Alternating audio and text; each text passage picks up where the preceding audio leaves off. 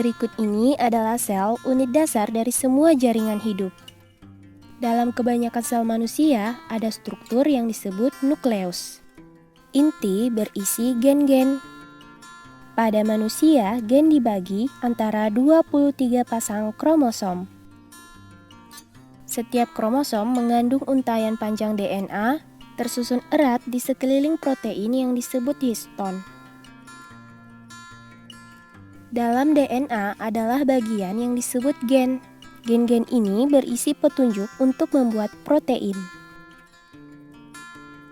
Ketika gen diaktifkan, enzim yang disebut RNA polimerase menempel pada awal gen. Bergerak di sepanjang DNA membuat untayan mRNA dari base kosong yang ada di dalam nukleus. Kode DNA menentukan urutan base kosong yang akan ditambahkan ke mRNA. Proses ini disebut transkripsi.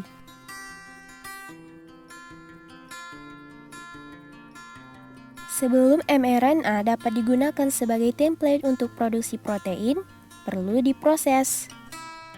Ini melibatkan menghapus dan menambahkan bagian dari RNA.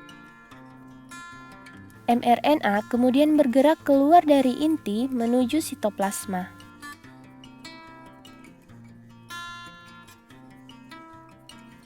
Pabrik protein dalam sitoplasma disebut ribosom, mengikat mRNA.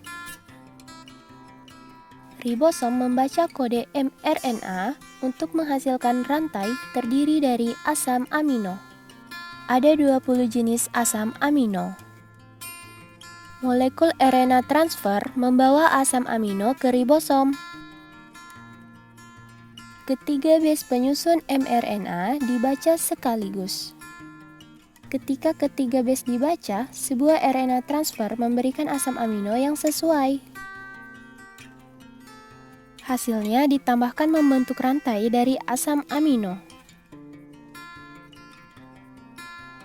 Setelah asam amino terakhir telah ditambahkan, rantai asam amino terlipat ke dalam bentuk 3D yang kompleks untuk membentuk protein.